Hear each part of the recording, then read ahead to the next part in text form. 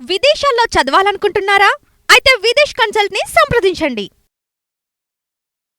ఇది ఒక వార్త ఇచ్చారు. చంద్రబాబు కొవ్వు ప్రకటనపై సుప్రీంకోర్టు కన్నెర్ర, కోట్ల మంది భక్తుల మనోభావాలను దెబ్బతీస్తుందని తెలియదా? మీ రాజకీయాలకు దేవుణ్ణి దూరంగా ఉంచండి. ఉంచడు. ఆయనకు కావాల్సిన రాజకీయం. దేవుడు ఎటుపోతుంది, దెయ్యం ఎటుపోతుంది, ఏది పోయినా ఏం కాదు. కానీ రాజకీయం కావాలి, ముఖ్యమంత్రి కావాలి, ఆ సీట్లో కూర్చోవాలి. ఎన్ని అబద్ధాలు ఆయన ఆడతాడు, ఆడిండు అనేది ఇవాళ ప్రజలు మాట్లాడుకుంటున్నారు. వాస్తవాలు నిర్ధారణ కాకముందే రాజకీయ ప్రకటనలు ఎలా చేస్తారు? అసలు ఆ నెయ్యిని వాడనే లేదని టీటీడీఓ స్వయంగా చెప్పారుగా. లడ్డూ ప్రసాదంలో జంతు కొవ్వు ఉందని ముఖ్యమంత్రి ఎలా చెప్తారు? ఆధారాలు లేకపోయినా రాజ్యాంగ పదవిలో ఉన్న సీఎం ఎలా ప్రెస్ ముందు మాట్లాడతారు? ఒక పక్క విచారణ జరుగుతుండగా ఆ వ్యాఖ్యలతో సిట్ దర్యాప్తుకు ప్రభావితం కాదా? ఎన్డీడీబీ రిపోర్ట్లోనే తమ నివేదిక తప్పు కూడా కావచ్చు అని చెబుతుంది కదా. ఎన్డీడీబీ నివేదికపై సెకండ్ ఒపీనియన్ ఎందుకు తీసుకోలేదు? అదొక్కటే కాదు, దేశంలో పేరు మోషన్ ల్యాబులు ఎన్నో ఉన్నాయి. సిట్ దర్యాప్తు కొనసాగించాలా లేక స్వతంత్ర సంస్థకు అప్పగించాలా? ఏదో ఒక విషయం చెప్పండి. కేంద్ర ప్రభుత్వానికి సుప్రీంకోర్టు ఆదేశం. ప్రకటనల విషయంలో నియంత్రణ పాటించాలని మీ క్లయింట్లకు చెప్పండి. సీనియర్ న్యాయవాది సిద్ధార్థ లుద్రాకు ధర్మాసనం మౌఖిక ఆదేశం. సుప్రీంకోర్టులో తదుపరి విచారణ అక్టోబర్ 3 మధ్యాహ్నానికి వాయిదా, ఎల్లుండి వాయిదా. డైరెక్ట్గా లూద్రా గారు చెప్పింది, మీ క్లయింట్కి చెప్పండి, బయట ప్రకటనలు చేయొద్దని చెప్పి.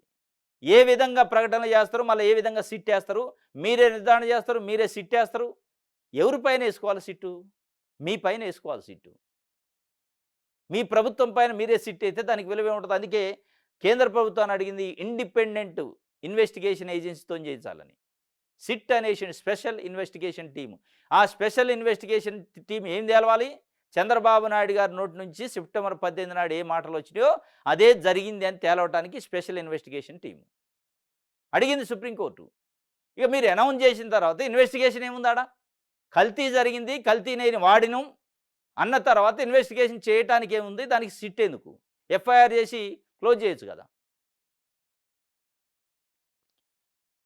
ఇది ముఖ్యమంత్రి ప్రకటన పూర్తి విరుద్ధంగా టీటీడీఓ ప్రకటన ఉంది. కల్తీనే విషయంలో టీటీడీ వైఖరి చాలా స్పష్టంగా ఉంది. సీఎం చేసిన ప్రకటనలకు ఎలాంటి ఆధారాలు లేవు. దర్యాప్తునికి ఆదేశించినప్పుడు పదాల గారడి ఎంత మాత్రం అవసరం లేదని ఘాటైన వ్యాఖ్యలు చేసిండు జడ్జి గారు. టీటీడీఓ చాలా క్లియర్గా కల్తీ నెయ్యి కలపలేదు ప్రసాదంలో, 4 ట్యాంకులు రిజెక్ట్ చేసినాం అని చెప్పిండు. కానీ ముఖ్యమంత్రి హోదాలో రాజ్యాంగబద్ధ పదవిలో ఉన్న ముఖ్యమంత్రి చంద్రబాబు నాయుడు గారు కల్తీ జరిగిన నెయ్యిని వాడిను అని ఒక అబద్ధాన్ని పదే పదే చెప్పి అపచారం చేసిండు. ఎన్డీడీబీ నివేదిక జులైలో వస్తే ముఖ్యమంత్రి సెప్టెంబర్లో ఎందుకు మాట్లాడినట్టు? జులైలో వచ్చిన నివేదికపై అప్పుడే ఎందుకు మాట్లాడలేదు? నెయ్యిలో జంతు కొవ్వు కలిపారంటూ ముఖ్యమంత్రి ప్రకటన చేశారు. అసలు ఈ ప్రకటన చేయడానికి ఆయన వద్ద ఉన్న ఆధారాలు ఏంటి?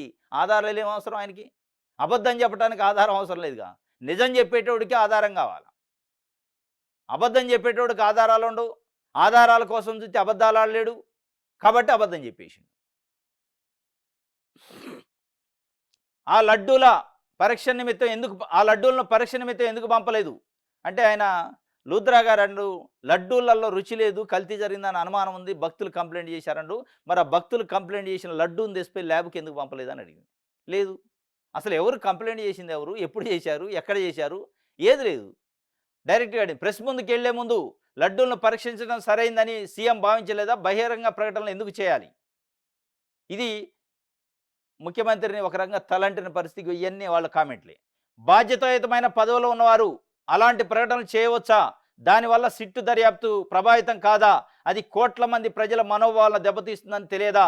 లడ్డూల తయారీలో కల్తీ నెయ్యి వాడారనేందుకు ప్రస్తుతం ఎలాంటి ప్రాథమిక ఆధారాలు లేవు. దేవుడిని రాజకీయాలకు దూరంగా ఉంచండి అని చంద్రబాబును ఉద్దేశించి సుప్రీంకోర్టు చెప్పింది. ఈ ఎపిసోడ్ అంతా చూస్తుంటే అబద్ధాలను వల్లెవేయటంలో, అబద్ధాలను ప్రచారం చేయటంలో, అబద్ధాలను రాద్ధాంతం చేయటంలో తెలుగుదేశం పార్టీ కానీ, చంద్రబాబు నాయుడు గారు కానీ, తెలుగుదేశం పార్టీ జపం చేసే, భజన చేసే పత్రికలు కానీ ఎంత ఉత్సాహం చూపుతాయి అనేది అర్థమవుతుంది. మరి అసలు ఈ ప్రభుత్వమే అబద్ధం అనేది కూడా డౌట్ వస్తుంది. అంటే చాలా రకాలుగా బయట కామెంట్లు వస్తున్నాయి ప్రజల నుంచి. ఈవీఎంలో ఏదో జరిగే ఈ ప్రభుత్వం ఏర్పడదా, అసలు నిజమైన రిజల్ట్ కాదు, 164 సీట్లు వచ్చే అంత సీన్ లేదు చంద్రబాబు నాయుడికి, అంత వేవ్ లేదు అనేది కూడా చర్చ జరుగుతుంది. మరి అసలు ఇదంతా చూస్తుంటే అది కూడా నిజంగానే అంటే మొన్నదా నమ్మలే. వాస్తవంగా ఈవీఎంలు అట్టేట్టుంటుంది అనుకున్నాం. కానీ నిజమేనా ఈ లడ్డు విషయంలోనే భగవంతుడికి సున్నితమైన విషయం హిందూ మనోభావాలకే అబద్ధాలాడే పరిస్థితికి వచ్చాక ఈవీఎంలు పెద్ద లెక్క ఆయనకి. లడ్డూలనే కల్తీ లేని లడ్డూల్ని, కల్తీ లేని నెయ్యిని జరిగినట్టు పదే పదే చెప్పే ప్రయత్నం చేస్తే సుప్రీంకోర్టు మొట్టికాయలేసింది. ఈవీఎంలు పెద్ద సమస్య కాదు, ముఖ్యమంత్రి పదవి కోసం దాన్ని ఏదైనా చేయొచ్చు అనే చర్చ ప్రజల్లో ఇవాళ జరుగుతుంది. ఇది దురదృష్టకరం. ముఖ్యమంత్రి మళ్ళీ దీనికి ఇక ఈనాడు, ఆంధ్రజ్యోతి అయిపాయి ఇక అపచారం జరిగింది. మీరనేది ఏది నిజమో, ఏది అబద్ధమో అసలు ప్రజలు నమ్మే పరిస్థితి లేదు. ఆంధ్రజ్యోతి గాని, ఈనాడు గాని, చంద్రబాబు నాయుడు గారు నోటి నుంచి వచ్చిన మాటలు నిజంగానే నిజం చెప్పినా నమ్మే పరిస్థితి లేదు.